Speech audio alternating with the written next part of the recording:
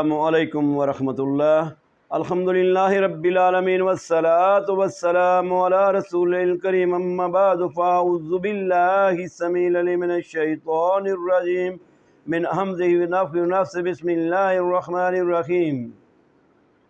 لقد من اللہ علی المؤمنین اذ بعث فیہم رسولا من انفسہم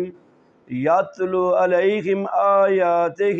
ویزکیہم ویعلمہم الکتاب والحکمہ وإن كانوا من قبل لفی ضلال مبین۔ دوستو، اللہ تبارک و تعالیٰ نے نبی علیہ الصلوۃ والسلام کی بعثت کو، آپ صلی اللہ علیہ وسلم کا اس دنیا میں آنے کو اور آپ صلی اللہ علیہ وسلم کی ساری زندگی کو ہمارے لیے احسان، ہم پہ احسان کر دیا، بتا دیا۔ لقد من اللہ علی المؤمنین، تحقیق یقیناً ہم نے مومنوں پہ احسان کر دیا۔ اذ بعث فیہم رسولا، جب ہم نے ان میں اپنے رسول کو بھیجا، من انفسہم، ان میں سے ہی، انہی میں سے ان میں اپنا رسول بھیجا تو مومنوں پہ بڑا احسان کر دیا۔ دوستو، اللہ تبارک و تعالیٰ کے احسان کا کیا کہنا ہے، کتنا بڑا احسان ہوتا ہے۔ اللہ تبارک و تعالیٰ ایک انسان کو مکمل پیدا کرتے ہیں، ایک ایک عضو، ایک آنکھ ہو، ایک بال ہو، ایک آپ کے ہاتھ پاؤں ہی اتنا بڑا احسان ہے کہ ساری زندگی انسان اللہ کی عبادت کرتا رہے اور اللہ کے حکم کے خلاف ایک لمحہ بھی نہ بتائے، ایک لمحہ بھی اللہ کے حکم کے خلاف نہ بتائے، اپنے ساری زندگی کو اللہ کے حکموں میں، اللہ کی عبادت میں، چاہے وہ نفلی ہو فرضی ہو، ہر لمحہ اللہ کی عبادت میں مشغول رہے، تو پھر بھی وہ اس احسان کا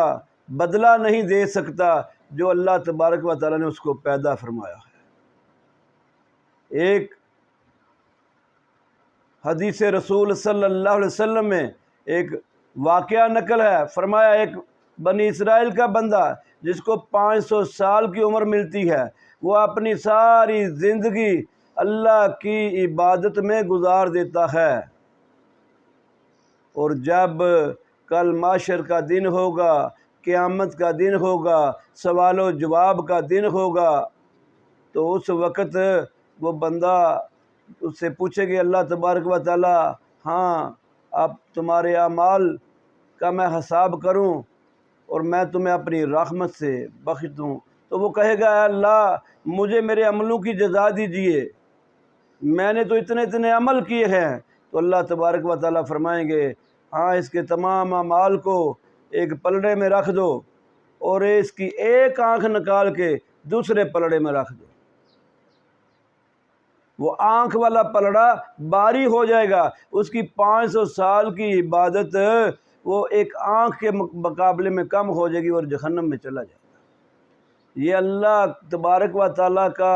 کتنا بڑا احسان ہے کہ اللہ نے ہمیں آنکھیں بھی دی، ہاتھ بھی دیے، کان بھی دیے، مگر اللہ تبارک و تعالیٰ نے اپنے ان احسانوں کو جتلایا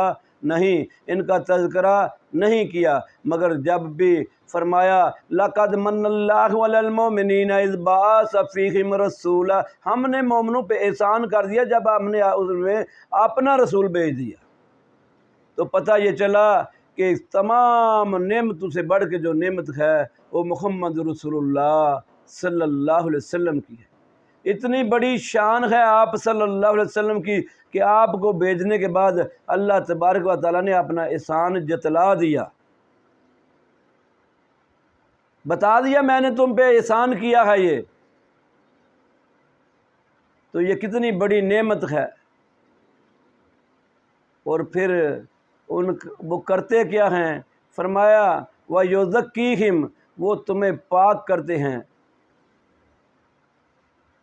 کیا کرتے ہیں؟ تمہیں پاک کرتے ہیں، تمہیں کتاب و حکمت سکھلاتے ہیں، تم پہ ہماری آیتیں پڑھتے ہیں۔ اس سے پہلے تم گمراہی میں تھے۔ تو وہ جن لوگوں میں نبی علیہ السلام آئے تھے، پیدا ہوئے تھے، جن کے ساتھ آپ نے وقت گزارا تھا،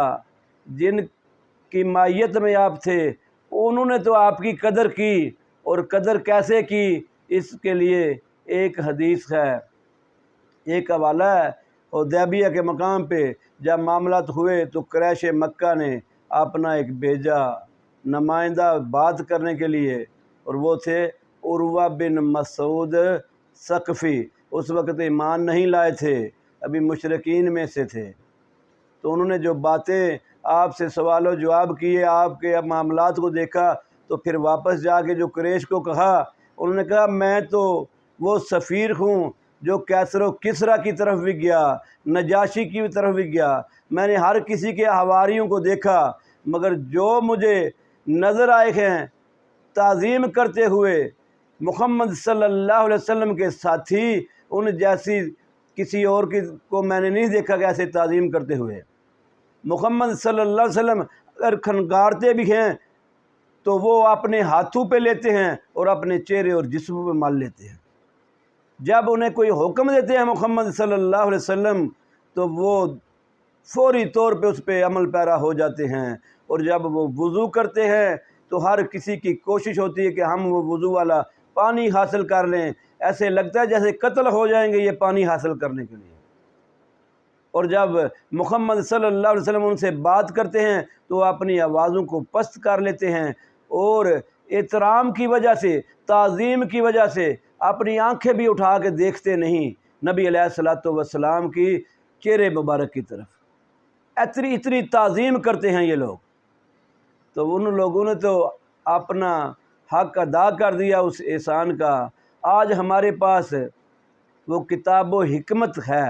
وہ کتاب و سنت ہے۔ اگر آج ہم کتاب و سنت کی ایسے ہی تعظیم کریں، ایسے ہی اس سے محبت کریں، ایسے ہی آپ صلی اللہ علیہ وسلم کی بات کو سینے پہ لگائیں، اور دوسری باتوں کو، رسم و رواجوں کو، اپنے خواہشوں کو چھوڑ دیں، تو ہم بھی ان محبت کرنے والوں جیسی محبت کرنے والے ہو جائیں۔ اللہ کی ذات مجھے اور آپ کو اس احسان عظیم پہ اللہ کا شکر ادا کرنے کی توفیق عطا فرمائے۔ اور شکر کا طریقہ نبی علیہ السلام نے بتا دیا۔ فرمایا سوموار کے دن میں پیدا ہوا تو میں روزہ رکھتا ہوں، اللہ کا شکر ادا کرتا ہوں۔ ہمیں بھی چاہیے کہ سوموار کا روزہ